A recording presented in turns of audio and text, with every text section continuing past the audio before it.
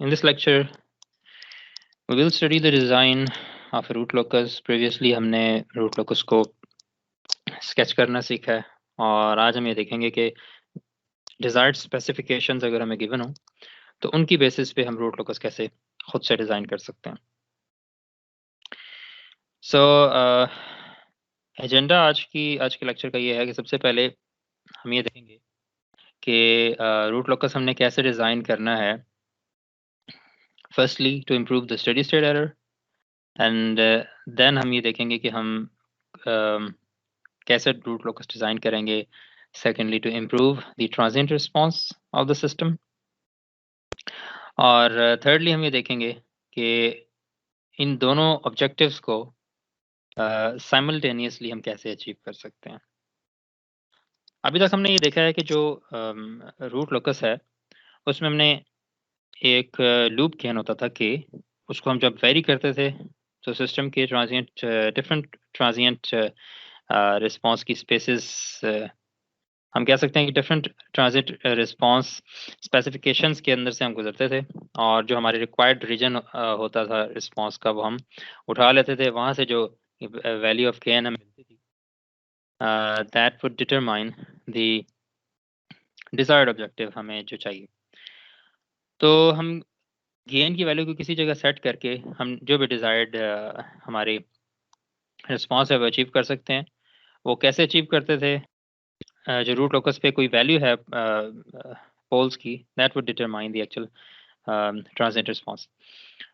और लेकिन प्रॉब्लम क्या है इस गेन के साथ कि आपका जो गिवन सिस्टम है जो ये रूट लोकस ड्रॉ करेगा आप उस रूट लोकस पे लिमिटेड हैं. आप उस रूट लोकस के ऊपर जो जो रिस्पॉन्सेज अचीव कर सकते हैं आप सिर्फ वही एग्जिस्टिंग जो रूट लोकस है आप उसी के ऊपर के की वैल्यू चेंज करके कोई डिजायर्ड पॉइंट अचीव कर सकते हैं. इसके अलावा अगर आपको कोई और रिक्वायरमेंट है स्पेसिफिकेशंस की तो आप यहाँ से अचीव नहीं कर सकते. ठीक है, यानी अगर सिर्फ एक गेन आपका जो गेन एडजस्टमेंट है ये आपके जो डिजायर्ड ऑब्जेक्टिव है कोई भी ऑब्जेक्टिव हो सकता है वो ट्रांजिएंट रिस्पांस से रिलेटेड हो सकता है वो स्टेडी स्टेट एरर से रिलेटेड हो सकता है. अगर ये इसको अचीव नहीं कर रहा तो what you have to do you have to design some modification in the system existing system या आप कह सकते हैं कि you have to compensate the existing system ताकि आपके जो प्रोसेस की डायनामिक्स हैं वो चेंज हो जाएं और आपके रिक्वायर्ड ऑब्जेक्टिव अचीव हो जाए. अब क्वेश्चन ये बनता है कि आप प्रोसेस की डायनामिक्स को कैसे चेंज कर सकते हैं. तो बेसिकली प्रोसेस की डायनामिक्स को आप कंट्रोलर्स से चेंज करते हैं. Generally there are two methods. एक तो कैस्केड में कंट्रोलर्स लगा सकते हैं या आप फीडबैक में भी लगा सकते हैं, लेकिन यूजुअली आप कैस्केड में करते हैं. कैस्केड में कैस्केड का मतलब है कि आप जो प्लांट है उसकी सीरीज में उससे पहले एक कंट्रोलर लगाते हैं.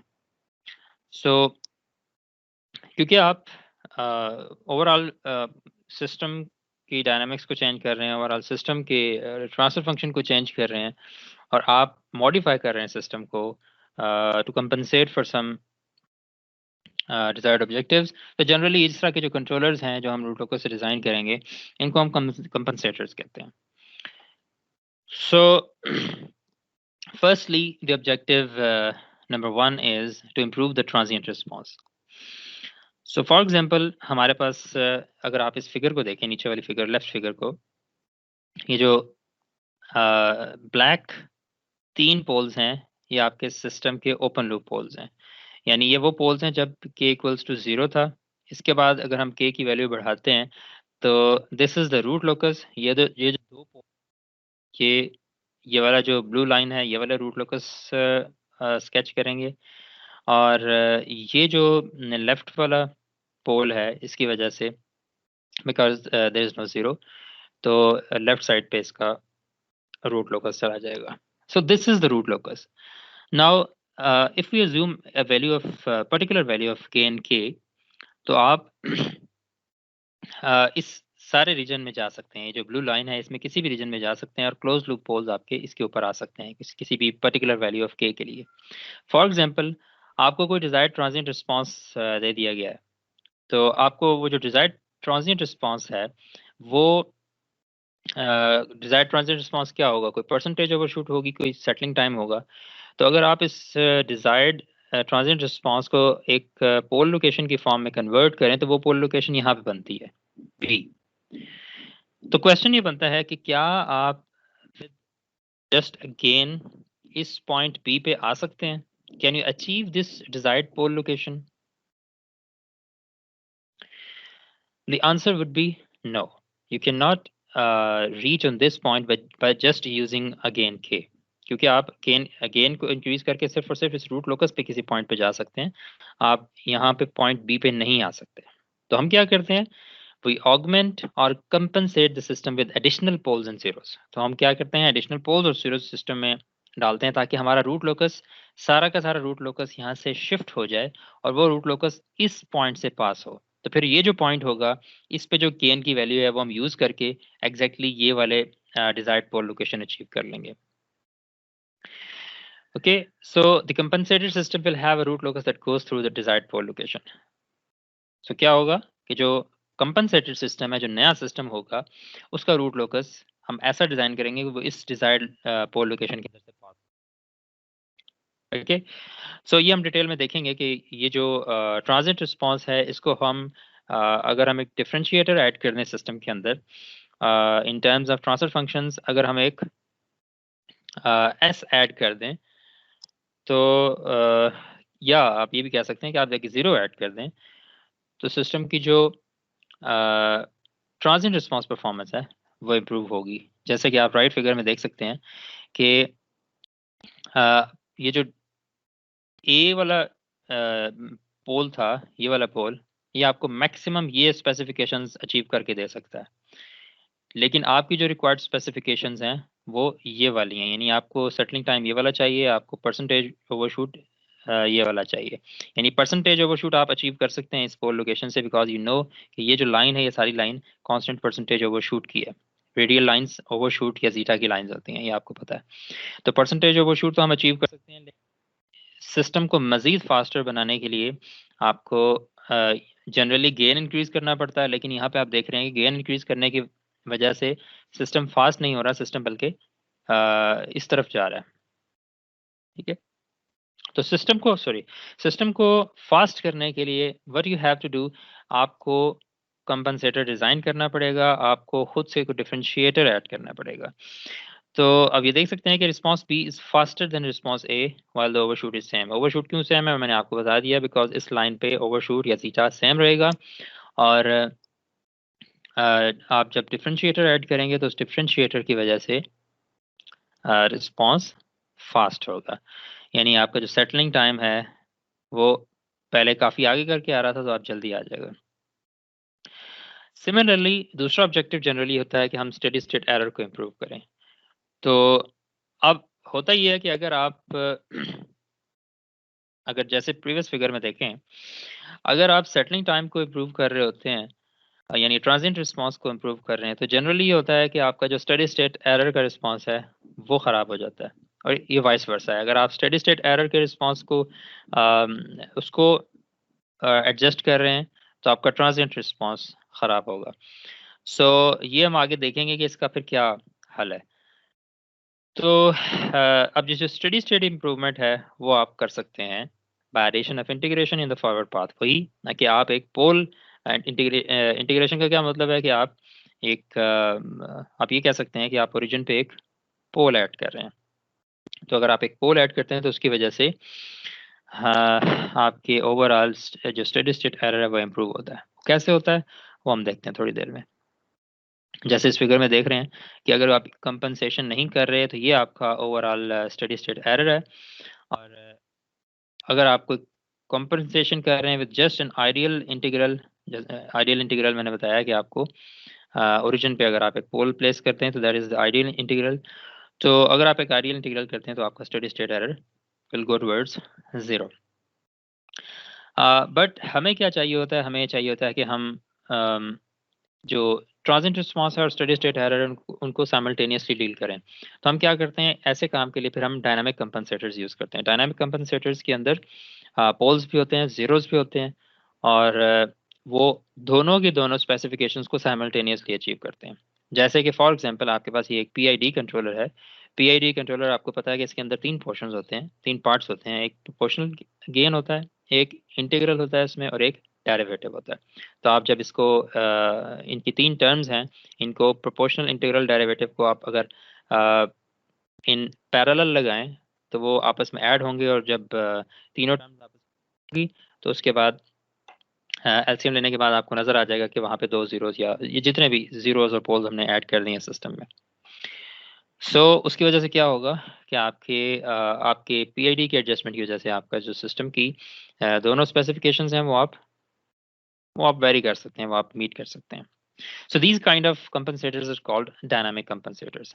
डायनामिक कंपनसेटर्स कौन से हैं कि जिसके अंदर आप पोल्स भी ऐड कर रहे हैं, जीरोस भी ऐड कर रहे हैं, और वो आपके ओवरऑल सिस्टम की परफॉर्मेंस को इम्प्रूव कर रहा है। Let's start with the steady state error improvement. In general, there are two techniques to improve the steady state error. Firstly is the ideal integral compensation, यानी आप एक प्योर इंटीग्रेटर यूज करें। Pure integrator क्या है कि आप origin के ऊपर एक पोल प्लेस करते हैं, तो वो एक प्योर इंटीग्रेटर है। ये क्या करता है कि ये स्टेडी स्टेट एरर को बिल्कुल जीरो कर देता है। But the problem with the ideal integral compensators are कि ये जो आइडियल होते हैं ये प्रैक्टिकल नहीं है। इनको अगर आप रियलाइज करेंगे रियल लाइफ इंजीनियरिंग में, तो आपको एक्टिव कंपोनेंट्स यूज़ करने पड़ेंगे, आपको ऑपरेशनल एम्पलीफायर्स वगैरह यूज़ करने पड़ेंगे। और आपको पता है कि ऑपरेशनल एम्पलीफायर्स के लिए आपको एक सेपरेट पावर सप्लाई भी यूज़ करनी पड़ सकती है। इसके कुछ लिमिटेशंस हैं। तो आपको यहाँ पे आइडियल इंटीग्रेटर्स को फिजिकली डेवलप करने के लिए आपको एक्टिव कंपोनेंट्स की ज़रूरत है। और दूसरा ऑप्शन हमारे पास है लैग कंपनसेटर्स का, यानी कंपनसेटर्स का। और स्टेडी स्टेट एरर के लिए जो कंपनसेटर यूज होता है उसको हम लैग कंपनसेटर कहते हैं। अब ये जो लैग कंपनसेटर है क्या करता है, ये प्योर इंटीग्रेशन यूज नहीं करता, लेकिन ये जो पोल है इसको हम ओरिजिन के करीब रखते हैं। और ऑब्वियसली इससे आपका जो स्टेडी स्टेट एरर है वो कम्प्लीटली तो रिमूव नहीं होगा, लेकिन इसमें काफ़ी सारी इंप्रूवमेंट आ जाएगी। बिकॉज हमारा ऑब्जेक्टिव ये है कि हम स्टेडी स्टेट एरर को जितना हो सके इम्प्रूव करें, लेकिन साथ ही साथ हमने क्या करना है कि ट्रांजिएंट रिस्पांस को भी ज़्यादा ख़राब नहीं करना। ठीक है, ये हमारा ऑब्जेक्टिव है। लैग कंपनसेटर में हम क्या करते हैं कि हम प्योर इंटीग्रेटर्स नहीं यूज़ करते, हम पोल प्लेस करते हैं नियर ओरिजिन। और ये हम आगे देखते हैं डिटेल में कि सिर्फ हम पोल ही प्लेस नहीं करते, हम फिर साथ एक ज़ीरो भी प्लेस करते हैं, ताकि इन दोनों का जो कंट्रीब्यूशन है वो आपस में एक दूसरे के कैंसिल आउट हो जाए, और ओवरऑल जो ट्रांजिएंट रिस्पांस है उस पर कोई फ़र्क ना आए। ठीक है, तो लैग कंपनसेटर का जो एडवांटेज है वो क्या है कि ये लैग कंपनसेटर फिजिकली जब आप रियलाइज करने जाएंगे तो they can be constructed with passive components, जैसे कि रेजिस्टर, कैपेसिटर वगैरह। इनसे आप इनको डिज़ाइन कर सकते हैं, यानी आप सर्किट के अंदर ही इनकॉर्पोरेट कर सकते हैं इस चीज़ को। जो कंपनसेटर्स हैं ये ज़्यादा प्रैक्टिकल हैं, और लेकिन आइडियल, अगर हम लैग कंपनसेटर्स हैं ये ज़्यादा प्रैक्टिकल हैं, लेकिन अगर आप आइडियल कंपनसेटर्स की बात करें तो उनका रिस्पांस तो बेहतर होता है, लेकिन वो प्रैक्टिकल नहीं है। बहरहाल हम दोनों केसेस स्टडी करेंगे। और फिर कुछ मेथड्स ऐसे होते हैं कि हम आइडियल इंटीग्रेटर्स में ही, आइडियल कंपनसेटर्स में ही कुछ इम्प्रूवमेंट्स करके, उनकी चेंजिंग करके आप उनको प्रैक्टिकल बना सकते हैं। बहरहाल the first method to improve the steady state error is the ideal integral compensator। और अगर हम यहाँ से स्टार्ट करें लेफ्ट फिगर से, आपके पास ये कोई वही कोई रूट लोकस है, और आपको जो डिजायर्ड स्पेसिफिकेशन मिल रही हैं वो ये इस पॉइंट पे मिल रही हैं, ए पे। ठीक है, ये जो ए पॉइंट है इस पे आपको कुछ डिजायर्ड स्पेसिफिकेशंस मिल रही हैं, ट्रांजिएंट स्पेसिफिकेशंस। लेकिन आपको क्या करना है कि आपको स्टेडी स्टेट एरर भी इम्प्रूव करना है। तो स्टेडी स्टेट एरर इम्प्रूव करने के लिए क्या करेंगे कि आप एक यहाँ पे एक सीरीज में एक कंपनसेटर आप ऐड करेंगे। तो अगर आप एक कंपनसेटर ऐड करते हैं यहाँ पे, तो आप देखें कि इस ज़ीरो के ऐड करने की वजह से आपका रूट लोकस बिल्कुल चेंज हो गया। ठीक है, अच्छा, अब अगर आप एंगल कंट्रीब्यूशंस देखें सारे पोल्स की θ1, θ2 और θ3 जो था उसकी angle contribution was equal to odd multiples of 180 degrees at this point, इसीलिए ये पॉइंट रूट लोकस के ऊपर था। लेकिन अगर आप इस पॉइंट पे अब एंगल कंट्रीब्यूशंस देखेंगे तो ये जो सारों की एंगल कंट्रीब्यूशंस हैं ये मिलके 180 डिग्रीज के इक्वल नहीं होंगी। ये हमें नजर भी आ रहा है कि ये पॉइंट अब रूट लोकस पे नहीं है। The point A is not on the root locus. तो फिर हम क्या करेंगे कि हमें एक जीरो भी ऐड करना पड़ेगा, जैसे कि मैंने आपको पहले बताया था। जनरली क्या करते हैं, फिर आइडियल कंपनसेटर्स नहीं यूज करते, आप क्या करते हैं उन कंपनसेटर्स के साथ एक जीरोस भी ऐड कर देते हैं। और वो ज़ीरो क्या करता है कि वो जो पोल और ज़ीरो हैं वो आपस में एक दूसरे के करीब रखे जाते हैं और जो उनकी एंगल कंट्रीब्यूशन है वो ऑलमोस्ट सेम होती है। और आपको पता है कि जो एंगल कंट्रीब्यूशन ज़ीरो की होती है वो पॉजिटिव होती है, एंगल कंट्रीब्यूशन जो पोल की होती है वो नेगेटिव होती है। तो ये जो थीटा पी सी है जो पोल की कंट्रीब्यूशन है उसका जो एंगल है और जो ज़ीरो का एंगल है वो आपस में एक दूसरे को कैंसिल आउट कर देंगे। सो ओवरऑल जो रूट लोकस है उसमें कोई ख़ास फ़र्क, ज़्यादा फ़र्क नहीं आएगा, लेकिन आपका इस कंपनसेटर की वजह से स्टेडी स्टेट एरर इम्प्रूव हो जाएगा। ठीक है? सो इसी कॉन्सेप्ट को हम अगर इस ब्लॉक डायग्राम की टर्म्स में रिप्रेजेंट करें तो हम क्या कर रहे हैं, बेसिकली हम एक प्रोपोर्शनल गेन इंक्लूड कर रहे हैं और उसके पैरेलल में हम एक इंटीग्रल कंपनसेटर। ओवरऑल जब हम इन दोनों को ऐड करते हैं पैरेलल में, इन दोनों को ऐड करते हैं तो आपके पास कुछ इस तरह का ट्रांसफर फंक्शन मिल जाता है इस कंट्रोलर का। और हम देख सकते हैं कि इस ट्रांसफर फंक्शन के अंदर आपके पास एक पोल है एट ओरिजिन और आपके पास एक जीरो है at S equals to minus K two by K one. So K two और के वन की वैल्यू को चेंज करके आप जीरो की वैल्यू को चेंज कर सकते हैं। ठीक है? और बिकॉज आप एक प्रोपोर्शनल और एक इंटीग्रल पार्ट यूज कर रहे हैं इस कंट्रोलर का, तो generally this type of controllers are called PI controller. अच्छा, इसी का जो काउंटर पार्ट है कंपनसेटर्स की टर्म में, जो प्रैक्टिकल कंपनसेटर्स भी आप इनको कह सकते हैं, जो प्रैक्टिकल कंपनसेटर्स की टर्म में इसका जो काउंटर पार्ट है that is the lag compensator. और लैग कंपनसेटर क्या कर रहा है, लैग कंपनसेटर आपके स्टेडी स्टेट एरर को इम्प्रूव कर रहा है। अगेन हमारा ऑब्जेक्टिव यही है कि स्टेडी स्टेट एरर इम्प्रूव करना है हमने। अगर बेसिक आर्किटेक्चर आपने देखना है लैग कंपनसेटर का तो ये नीचे फिगर नंबर सी में गिवन है। लैग कंपनसेटर के अंदर एक पोल है, एक जीरो है, और अब आप देख रहे हैं कि सॉरी एक एक पोल, एक जीरो है ऊपर और एक पोल है नीचे। अब आप देख रहे हैं कि अब ये जो पोल है ये ओरिजिन पे नहीं है। अब हम आइडियल कंपनसेटर नहीं यूज कर रहे। अब हम क्या कर रहे हैं कि हमने इसको ओरिजिन पे नहीं रखा, हमने इसको थोड़ा सा ओरिजिन के करीब ही रखा है, लेकिन ओरिजिन से हमने थोड़ा सा साइड पे रख दिया और साथ ही साथ हमने एक जीरो भी प्लेस कर दिया है। So basically you have one zero and one pole, sorry you have one zero and one pole. और एक चीज़ जो इम्पोर्टेंट है वो ये है कि यहाँ पे जीरो की value will be greater than the pole value, यानी जीरो लेफ्ट साइड पे होगा और पोल राइट साइड पे होगा। इसकी रीज़न क्या है, इसकी रीज़न ये है क्यों करते हैं। सो बेसिकली जो लैग कंपनसेटर है, इसने क्या करना होता है, इसने आपको एक फेज लीड प्रोवाइड करना होता है। सॉरी लैग कंपनसेटर है तो फेज लैग प्रोवाइड करना होता है। फेज लैग का क्या मतलब है, फेज लैग का ये मतलब है कि ये हम थोड़ी देर में स्टडी करते हैं कि फेज लैग का क्या मतलब है, फेज लीड का क्या मतलब है। जस्ट हम ये कह सकते हैं कि अगर आपको ओवरऑल रूट लोकस को लेफ्ट साइड पे शिफ्ट करना है तो आपको फेज लीड चाहिए। अगर आपको ओवरऑल रूट लोकस को राइट साइड पे शिफ्ट करना है तो आपको आपको क्या चाहिए, आपको एक्स्ट्रा फेज लैग चाहिए ताकि आपका रूट लोकस राइट साइड पे शिफ्ट हो जाए। ठीक है?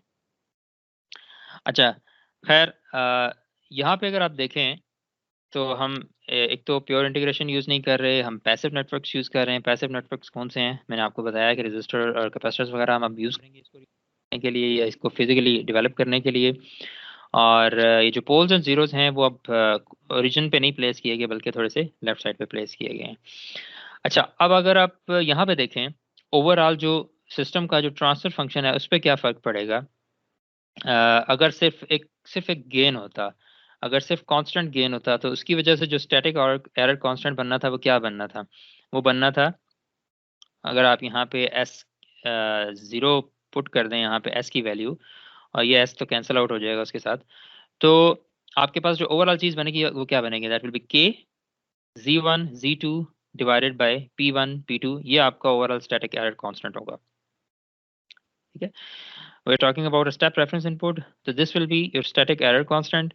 और अब अगर कंपनसेटर की टर्म्स में देखें, तो कंपनसेटर की टर्म्स में आपके पास जो नया स्टैटिक एरर कांस्टेंट होगा वो क्या होगा? That will be K multiplied by G C divided by P C, और बाकी प्लस पोर्शन सेम होगा। तो आपको नजर आ रहा है कि अब जो नया स्टैटिक एरर कांस्टेंट है उसमें ऊपर जी सी और आपके पास नीचे पी सी आ गया है। तो अब आप क्या कर सकते हैं?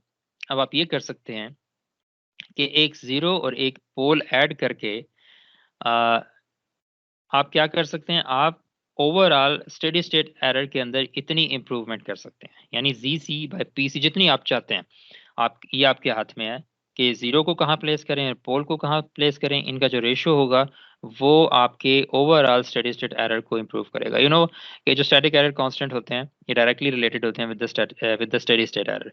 सो आप इसको स्टैटिक एरर कांस्टेंट को इम्प्रूव करके आप स्टेडी स्टेट एरर को इम्प्रूव कर सकते हैं।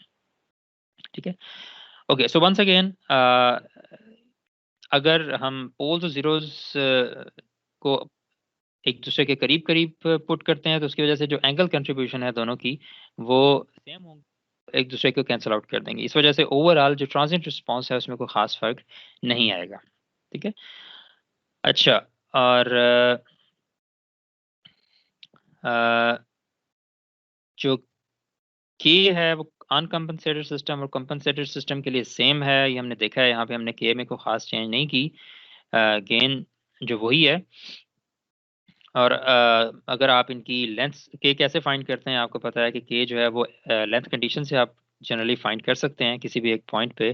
तो अगर आप देखें तो अगेन जो ओवरऑल लेंथ्स होंगी वो चेंज नहीं होंगी, क्योंकि ऊपर ये एक पोल की वजह से जो लेंथ है और एक जीरो की वजह से जो लेंथ है वो आपस में एक दूसरे को फिर अगेन वो कैंसिल आउट कर देंगी।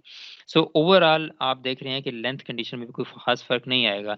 तो विदाउट कंपनसेशन जिस गेन पे आपको ये पॉइंट मिला था, इसी तरह कंपनसेशन के साथ भी अराउंड वही गेन होगा जिस पे आपको ये पॉइंट मिल जाएगा। खैर, जो आपको इम्प्रूवमेंट मिली है कि आप static error constant by factor of G C by P C static error constant को इम्प्रूव कर सकते हैं। और आपको पता है कि static error constant is directly related to the steady state error, और आप स्टेडी स्टेट एरर को इम्प्रूव कर सकते हैं। ओके, इसी तरह आप जो दूसरा ऑब्जेक्टिव है ट्रांजिएंट रिस्पांस, उसको भी ऐसे ही इम्प्रूव कर सकते हैं। दो मेथड्स हैं, फर्स्टली आइडियल डेरिवेटिव कंपनसेशन है और दूसरा है लीड कंपनसेशन। तो आइडियल डेरिवेटिव कंपनसेशन में आप क्या कर रहे हैं? एक प्योर डिफरेंशिएटर यूज कर रहे हैं। प्योर डिफरेंशिएटर का क्या मतलब है कि आप ओरिजिन के ऊपर एक पोल प्लेस कर जीरो प्लेस कर रहे हैं, सॉरी, आप ओरिजिन के ऊपर अगर जीरो प्लेस करते हैं तो उसकी वजह से क्या होगा कि उसकी वजह से आपका जो ट्रांजिएंट रिस्पांस है वो इम्प्रूव होता है। या फिर आप दूसरा मेथड है कि आप प्योर डिफरेंशिएटर यूज ना करें, यानी ओरिजिन के ऊपर जीरो प्लेस ना करें, बल्कि आप क्या करें, किसी जगह पे पोल और जीरो दोनों को प्लेस कर दें, ताकि उनकी जो एंगल कंट्रीब्यूशन है वो दोनों मिल के आपको एक फेज लीड प्रोवाइड कर दें। और वो जो फेज लीड है वो आपको अब डिजायर्ड जो रूट लोकस है उसको शिफ्ट करके अपनी डिजायर्ड लोकेशन पे ले जाए। तो अच्छा, एक आइडियल आइडियल जो डिफरेंशिएटर है वो क्या है? वो ये है कि आप एक प्योर डिफरेंशिएटर यूज कर रहे हैं, आप ओरिजिन पे जीरो प्लेस कर रहे हैं। लेकिन जनरली हम क्या करते हैं कि हम ये नहीं करते, हम क्या करते हैं, हम एक जीरो ऐड कर देते हैं at some value of zero, some value of G C. और ये हम देख चुके हैं, हम पिछले लेक्चर्स में देख चुके हैं कि अगर हम हमारे पास एक सिस्टम है उसके अंदर हम एक एक्स्ट्रा जीरो ऐड करते हैं, तो उस एक्स्ट्रा जीरो ऐड करने की वजह से क्या इफेक्ट आता है।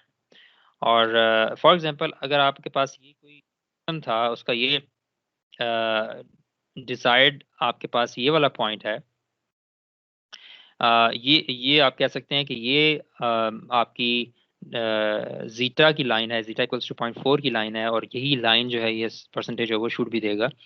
हमें परसेंटेज ओवरशूट में कोई चेंज नहीं चाहिए, हम इसी लाइन पे रहना चाहते हैं, यानी जीटा की वैल्यू हम चेंज नहीं करना चाहते। हमें क्या चाहिए, हम सिस्टम को मजीद फास्टर बनाना चाह रहे हैं।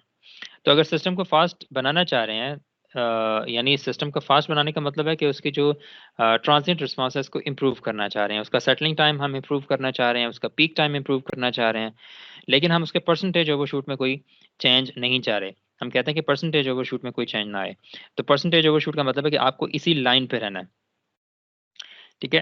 तो अब अब आप क्या करें कि अगर आप एक जीरो प्लेस कर दें एट -2, तो इसी लाइन पे अगर आप देखें तो आप मैक्सिमम यहाँ पे आ सकते हैं विद द के गेन के इक्वल्स टू 51। आपका जो नया पोल होगा, जो डिजायर्ड पोल होगा, वो -3 प्लस J6.86 आ जाएगा। तो आप अब यहाँ पे देखें कि आपका जो रियल पार्ट है, real part of the pole, ये basically this is the dominant pole जो कि आपके सिस्टम की जो मेन डायनामिक्स है उसको सेट कर रहा होगा। तो आप देखें कि आपने जो डोमिनेंट पोल है उसकी लोकेशन को यहाँ से उठा के ऊपर कर दिया है with including a zero, extra zero at -2। तो अब ये जो नया पोल लोकेशन है ये आपके सिस्टम में कैसे चेंज लाएगा? बिकॉज वी नो कि जो real part of the pole है ये डायरेक्टली या इन्वर्सली, आप कह सकते हैं inversely proportional to the settling time होता है। तो जब आप आपने इसको इम्प्रूव किया है तो आपका सेटलिंग टाइम भी इसी तरह इम्प्रूव हो गया। यानी अगर रियल पार्ट ज़्यादा हो गया अब इस पोल का, तो अब जो सेटलिंग टाइम होगा ओवरऑल सिस्टम रिस्पॉन्स का वो जाएगा, ठीक है। अच्छा, और इसी तरह अगर हम ज़ीरोज़ को मज़ीद लेफ़्ट साइड पे ऐड करते हैं, तो ये हम पहले भी देख चुके हैं कि अगर हम मज़ीद ज़ीरो को मज़ीद लेफ़्ट साइड पे ऐड करते जाएंगे तो क्या होगा, आपका जो ओवरऑल कंट्रीब्यूशन है ज़ीरो की वो कम होती जाएगी। और मज़ीद अगर ज़ीरो को मज़ीद लेफ़्ट साइड पे हम इसको शिफ्ट करते जाते हैं तो उसकी वजह से सिस्टम जो है वो क्या करेगा, सिस्टम में जो ज़ीरो का इम्पैक्ट डाला था सिस्टम ने, ज़ीरो ने जो सिस्टम पे इम्पैक्ट डाला था यानी इसको फास्टर बनाया था, अब वो मज़ीद कम होता जाएगा। इसको अगर हम मज़ीद आगे करेंगे तो इसका रिस्पॉन्स अगर मज़ीद लेफ्ट साइड पे ज़ीरो को करेंगे तो इसका रिस्पॉन्स ऐसा हो जाएगा जैसा कि अनकम्पनसेटेड सिस्टम का था। और ये प्लॉट हमने पहले भी देखा हुआ है, लेकिन अब हम देख रहे हैं in terms of compensation due to an extra zero. तो आप देख रहे हैं कि अगर ज़ीरो यहाँ पे है -2 पे, तो उसका सबसे ज़्यादा इम्पैक्ट है, वो सबसे ज़्यादा सिस्टम को फास्ट बना रहा है। और अगर हम ज़ीरो को फिर -3 या -4 या मज़ीद लेफ़्ट साइड पे लेके जाते हैं तो फिर उसका जो इम्पैक्ट है आप देख रहे हैं कि वो कम हो रहा है, ठीक है। यहाँ पे हमने परसेंटेज ओवरशूट को फोर्स किया है कि वो इतना ही रहे, जितना ओरिजिनल सिस्टम का था परसेंटेज ओवरशूट उतना ही रहेगा। लेकिन अब क्या होगा कि जैसे-जैसे आप ज़ीरो ऐड करेंगे तो उसकी वजह से ओवरऑल रिस्पॉन्स चेंज होगा, ठीक है। तो more negative real part of dominant pole जो है वो बताएगा कि आपका सेटलिंग टाइम मज़ीद शॉर्टर होगा। और इसी तरह अगर आप इमेजिनरी पार्ट आपके सिस्टम का लार्जर होता है तो आपको पता है कि जो इमेजिनरी पार्ट है वो पीक टाइम से इन्वर्सली प्रोपोर्शनल होता है। तो जितना बड़ा इमेजिनरी पार्ट होगा सिस्टम का तो उतना ही जो पीक टाइम है वो कम होगा, ठीक है। और साथ ही साथ आपने क्योंकि इसके अंदर सिर्फ और सिर्फ आपने सिर्फ ज़ीरो ऐड नहीं किया, आप क्या कर रहे हैं, आप गेन में भी आपको नज़र आ रहा है कि आपका गेन भी इंक्रीज़ हो रहा है। तो जो गेन है उसको इंक्रीज़ करने की वज़ह से भी जनरली आपका जो स्टेडी स्टेट एरर है वो भी इम्प्रूव होता है, ठीक है। वो ज़ीरो नहीं होता ऑब्वियसली, वो उसके लिए आपको इंटीग्रेटर यूज़ करना पड़ेगा, आपको लैग कंपनसेटर यूज़ करना पड़ेगा या आइडियल इंटीग्रेटर यूज़ करना पड़ेगा। लेकिन by just wearing the value of gain के, उसकी वज़ह से भी आपका स्टेडी स्टेट इम्प्रूव हुआ है इस केस में, ठीक है। अच्छा, सो ये जो 2 पॉइंट्स हैं कि आपका जो रियल पार्ट है वो मोर नेगेटिव हुआ है, आपका इमेजिनरी पार्ट भी हायर हुआ है। तो आपको यहाँ से नज़र आ रहा है कि जब जब हमने ज़ीरो यहाँ पे रखा था, क्लोज़ टू द ओरिजिन रखा था, तो आपका जो overall real part of the pole था वो भी बड़ा हो गया था और complex part of the pole भी और बड़ा हो गया था। तो यानी अगर ज़ीरो को आप बिल्कुल ओरिजिन पे ले जाएँ तो आप यानी ओरिजिन के ज़्यादा करीब ले जाएँ तो आपको मज़ीद ये चीज़ें कम भी मिल सकती हैं, ठीक है। लेकिन ये आप है कि आप इसको कहाँ जितना आप लेफ्ट साइड पे प्लेस करेंगे इसका इफेक्ट मजीद कम होता जाएगा। अच्छा, अगर आप ब्लॉक डायग्राम की टर्म्स में देखें तो आपके पास दो पोर्शंस हैं, एक प्रोपोर्शनल गेन है और एक ये जो डिफरेंशिएटर है के टू एस ये है। तो अगर आप इनको पैरेलल में लगाते हैं तो जो ट्रांसफर फंक्शन ओवरऑल मिलेगा आपको वो क्या मिलेगा, वो आपको कुछ इस तरह का मिलेगा।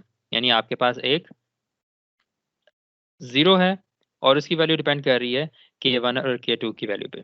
ठीक है, आपके पास एक जीरो है एट माइनस के वन बाई के टू, और आप k1 और k2 की वैल्यू को चेंज करके आप एग्जैक्ट वैल्यू ऑफ जीरो यहाँ से डिटरमाइन कर सकते हैं। ठीक है, और क्योंकि इसमें दो पोर्शंस हैं, first one is the proportional gain, second one is the derivative gain. So these kind of controllers are generally called the PD controllers, proportional derivative controllers. अच्छा, अब इसका जो practical में इसका जो काउंटर पार्ट है, that is the lead compensator to improve the transient response. और इसमें क्या होता है कि आपके पास एक सिस्टम पोल, एक आप एक्स्ट्रा पोल ऐड कर रहे होते हैं और साथ ही साथ एक जीरो भी ऐड कर रहे होते हैं। ठीक है, और अगेन अब इस केस में, लास्ट केस में हमने क्या किया था, जो लैग कंपनसेटर में हमने पोल और जीरोस ऐड किए थे, उसमें zeros were greater than the poles. इस केस में क्या होगा, इस केस में पोल की value will be greater than the zero. ये क्यों होगी ये अभी हम देखते हैं थोड़ी देर में। अच्छा, if the pole is farther from the imaginary axis than the zero, जैसा कि अभी हमने कहा है कि पोल लेफ्ट साइड पे होना चाहिए, यानी पोल की वैल्यू ज़्यादा होनी चाहिए इस जीरो से जो कि अभी हमने ऐड किए हैं। ये बाय द वे, अगर आपको ये ओवरऑल जो प्लॉट है इसकी समझ नहीं आ रही तो इसको मैं एक्सप्लेन कर देता हूँ कि ओरिजिनल सिस्टम में आपके पास दो पोल्स हैं, P1 और P2, और एक Z1, और आपको ये कहा गया है कि जो डिजायर्ड स्पेसिफिकेशंस हैं वो तब अचीव होंगी अगर आप ये जो डिजायर्ड पोल लोकेशन है आप रूट लोकस को यहाँ से पास करवाते हैं।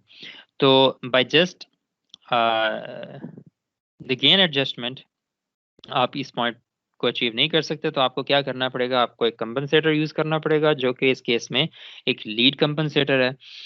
तो वो जो लीड कंपनसेटर है उसमें हमने देख लिया है कि एक जीरो है, एक पोल है, पोल की वैल्यू बड़ी है ताकि पोल नेगेटिव साइड, पोल लेफ्ट साइड पे हो, और जो जीरो है वो उसके राइट साइड पे हो। जब उसकी रीजन क्या है, उसकी रीजन ये है कि जो एंगुलर कंट्रीब्यूशन है कंपनसेटर की वो पॉजिटिव हो।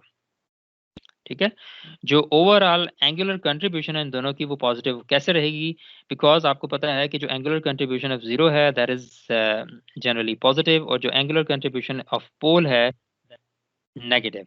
तो आप जब इन दोनों का डिफरेंस फाइंड करेंगे, यानी जो थीटा सी है फाइंड करेंगे, that will B theta two minus theta one. Theta two जो है वो जीरो का एंगल है और थीटा वन पोल का एंगल है। तो थीटा टू आपको पता है कि यहाँ पे theta two will be greater और theta one will be less. अगर आप इस डिजायर्ड पोल लोकेशन के साथ एंगल की बात करें तो एंगल जो है आपको नजर आ रहा है कि ये जो जीरो है इसका angle that will be greater. जैसे जैसे आप लेफ्ट साइड पे जाते जाएंगे तो एंगल आपका कम होता जाएगा। So zeta C has a greater contribution, और जो पी सी है उसकी लेस कंट्रीब्यूशन है, इसलिए जो theta two minus theta one है वो पॉजिटिव होगा। ठीक है, दैट थीटा सी जो कि इन दोनों की एंगल कंट्रीब्यूशन शो कर रहा है दैट विल बी पॉजिटिव। और वो आपको यहाँ पे भी नीचे भी नजर आ रहा होगा कि theta theta two minus theta one अगर आप देखें तो that will B now positive, यानी ओवरऑल जो एंगल कंट्रीब्यूशन है वो पॉजिटिव है। या आप ये भी कह सकते हैं कि ओवरऑल जो आपको ये जो लीड कंपनसेटर दे रहा है वो आपको एक फेज लीड दे रहा है। ठीक है, और फ़ायदा क्या है इसका, ये हम पहले भी देख चुके हैं कि पैसिव कंपोनेंट से डेवलप होता है।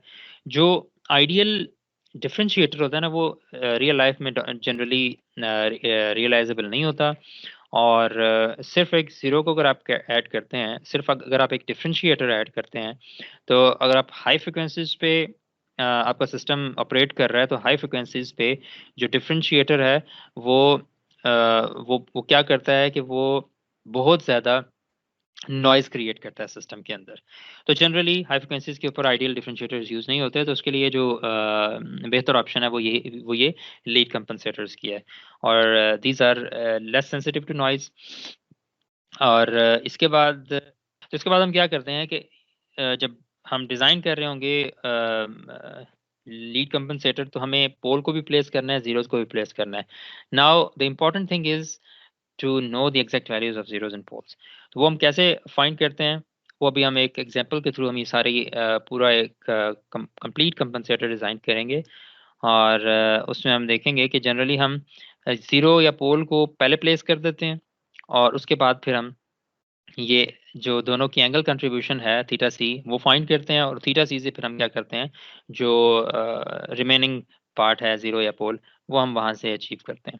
ठीक है, तो ये हम डिटेल में हम देखेंगे। अब अगर आपको दोनों ऑब्जेक्टिव्स एट अ टाइम चाहिए, तो आपको क्या करना पड़ेगा, आपको ये दोनों कंपनसेटर्स इकट्ठे डिज़ाइन करने पड़ेंगे।